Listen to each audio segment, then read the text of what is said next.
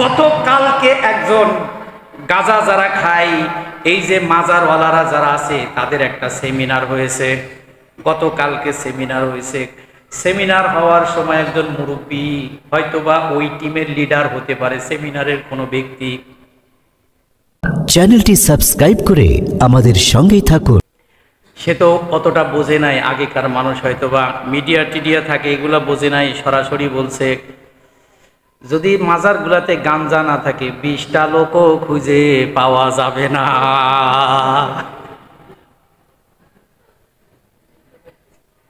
এরা আবার এটারে গাঞ্জা কয় না, সিদ্ধি কয়। কি কয়? এগুলারে সিদ্ধি বলে। আর বলে যদি সিদ্ধি হালালি না হবে, ভালোই যদি না হবে, আল্লাহ সৃষ্টি করলো কেন? আল্লাহ তো অনেক কিছুই সৃষ্টি করেছে যেটা মানুষের কল্যাণের জন্য না, তাহলে ওইগুলাও খাও না কেন? ওইগুলা খাবে না, ওইগুলা কি করবে না? এদের সামনে শয়তান তাদের এই কাজকে চাকচিক্য করে দেখায়। রব্বুল আলামিন বলেন, যায়্যানা লাহুম আ'মালাহুম ফাহুম ইয়া'মাহুন। তারা অন্ধ, তাদের চোখে কোনো আলো নাই, পর্দা নাই, ইসলামের আলো বলে কোনো কিছু নাই, হৃদয়গুলো মরে গেছে। কার কথা? এরপরে আল্লাহ বললেন 5 নম্বর আয়াত, উলাইকাল্লাযীনা লাহুম সুউল আযাবি ওয়া হুম ফিল আখিরাতি হুমুল আখসারুন। যারা এটা করবে, যারা ইসলাম বিরোধী কাজ কামের সাথে ব্যস্ত থাকবে, নিজের জীবন চালাবে, রব্বুল আলামিন বলেন তাদের জন্য সুউল আযাব, রব্বুল আলামিন কঠিন আযাব প্রস্তুত করে রেখেছেন।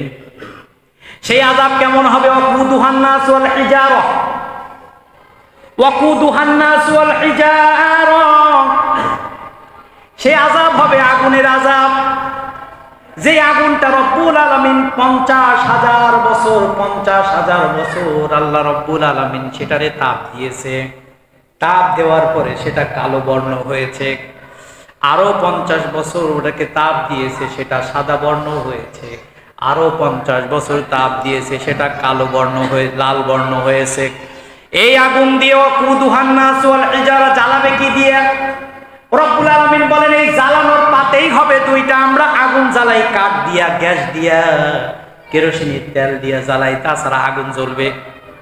আপনি যদি আগুন শুধু মেরে দিয়ে রেখে দেন, ওই আগুনের কাঠির সাথে যে কাঠটা থাকবে ওটাই জ্বলবে, এরপরে আর জ্বলবে না। জ্বলবে? জাহান্নামের আগুনটাও এমন হবে। আল্লাহ রব্বুল আলামিন ঘোষণা করে দেন এই আগুনকে আমি কিভাবে জ্বালাবো। এই আগুনের জ্বালানি হবে দুইটা। কয়টা? কারণ এর খাদ্য না দিলে জ্বলবে না। দুইটা হবে। 1 নাম্বার হবে মানুষ, আর 2 নাম্বার হলো পাথর। ডানে থাকবে আগুন, বামে আগুন, বিছানা আগুনের, খাদ্য দিবে সেটাও আগুন। আর এমন একটা ফল দিবে যাকুম নামক ফল, খাইতে চাবে মানুষগুলো ক্ষুধার তাড়নায়। আর মালিক ফেরেশতাকে ডেকে ডেকে বলবে, ও মালিক ফেরেশতা, আল্লাহর কাছে একবার আমাদের জন্য দরখাস্ত করো, আমাদের জন্য আবার মৃত্যু হয়ে যায়। মালিক ফেরেশতা বলবে, না না না, তোমাদের আগেই সতর্ক করা হয়েছিল, এই যে মরবা আর মরবা না, এই যে জীবিত হয়েছো আর কোনোদিন মরতা না। জাহান্নামের অনেকগুলো শাখা থাকবে, জাহান্নামের অনেকগুলো স্তর থাকবে। একটা স্তরে আল্লাহ রাব্বুল আলামিন মুমিনদেরকে দিবেন, যেই মুমিন ছোটখাটো পাপ করেছে।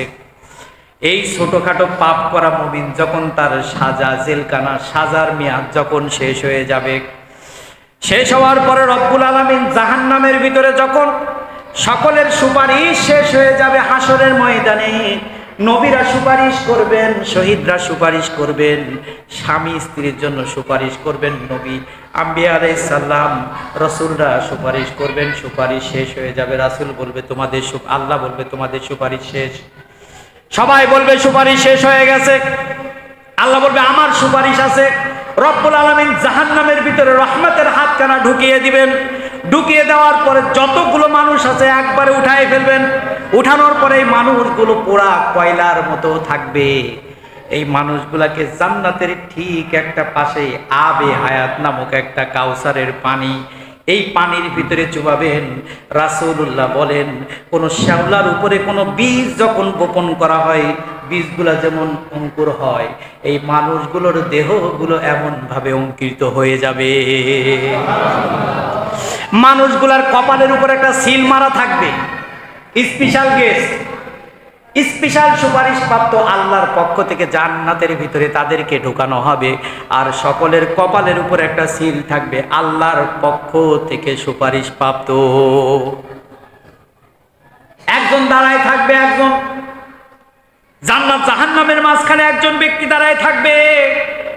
এই ব্যক্তিটার মুখটা থাকবে জান্নাতের দিকে, মুখটা জাহান্নামের দিকে থাকবে। কোন দিকে? জাহান্নামের দিকে থাকবে। আল্লাহর কাছে কান্নাকাটি শুরু করবে, রব্বুল আলামিন প্রচন্ড কান্নাকাটি করবে। মুখটা থাকবে জান্নাতের দিকে না জাহান্নামের দিকে, না জান্নাতের দিকে। আল্লাহর কাছে বলবে, আল্লাহ বলবেন এই বান্দারে তোমার কি হলো, তুমি কান্দো কেন? এই ব্যক্তিটা বলবে, আল্লাহ শুনেছি জান্নাতের অনেক নিয়ামত, ওই যে দরজাটা দেখা যায়, একটু দরজার সামনে গিয়ে হাজির করাও। রব্বুল আলামিন বলেন, এটা দিলে তুমি খুশি তো? কয় হ্যাঁ আমি খুশি, আর কিছু চাওয়ার নাই। জান্নাতের দরজার কাছে যাবে, যাওয়ার পরে আবার কান্না শুরু করবে। রব্বুল আলামিন বলবেন, বান্দারে আবার কান্দো কেন? বলে, আল্লাহ শুনেছি জান্নাতের কত নিয়ামত, নাজ নিয়ামত জান্নাতের ভিতরে, এটা শুনেছি।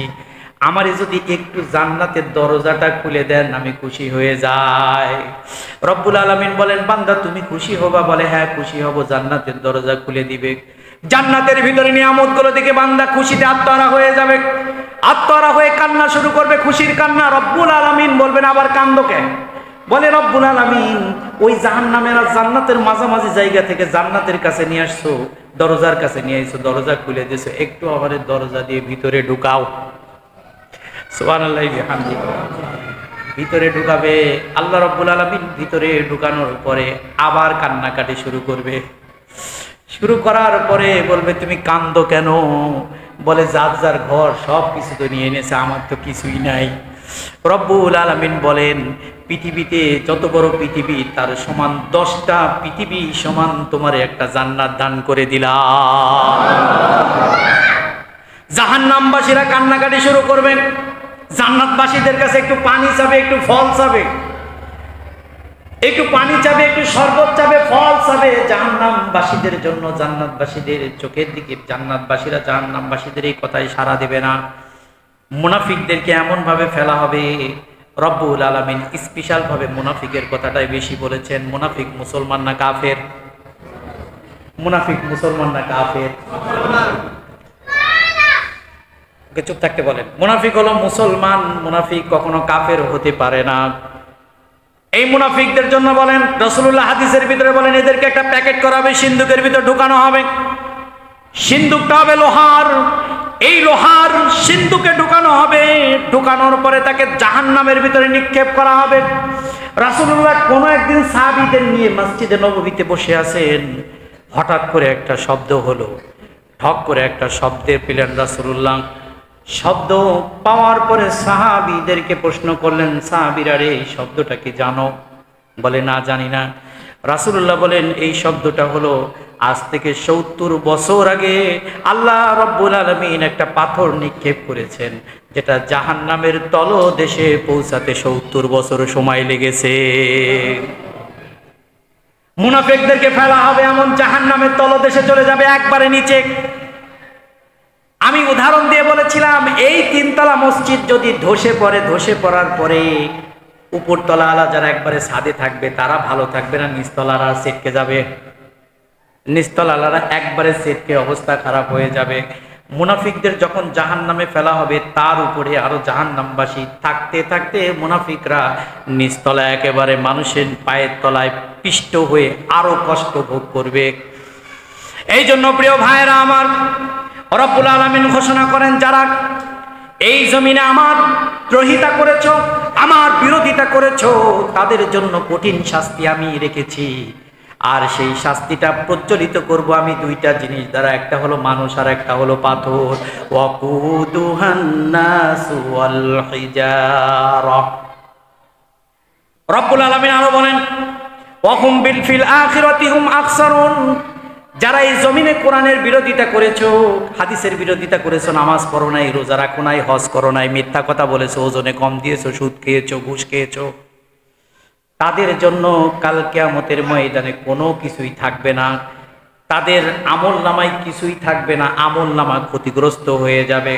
রব্বুল আলামিন যখন কিতাবখানা দিবে, কিতাবখানা পড়তে যাবে, কিতাবখানা দেয়া হবে বাম হাতে। কোন হাতে? বাম হাতে দেয়া হবে। এদেরকে আকসারুন, তারা ক্ষতিগ্রস্ত হয়ে যাবে। দুইটা টিম খেলায় অংশগ্রহণ করেছে, একটা টিম বিজয়ী। এই বিজয় টিম ট্রফি নিয়ে দাহিকাতুম মুস্তাবশিরা, আল্লাহর ভাষায় ট্রফিটা মাথায় দিয়ে নাচতে নাচতে আনন্দে জান্নাতে যাবে। আরেকটা টিম পরাজয় বরণ করবে, তারা ক্ষতিগ্রস্ত হয়ে যাবে। রব্বুল আলামিনের ভাষায় ওয়াহুম ফিল আখিরাতি হুম আখসারুন। এদের ভিতরে যারা পৃথিবীতে মানুষ পাঠিয়েছি, অধিকাংশ মানুষগুলো কাল কিয়ামতের ময়দানে ক্ষতিগ্রস্ত হয়ে যাবে।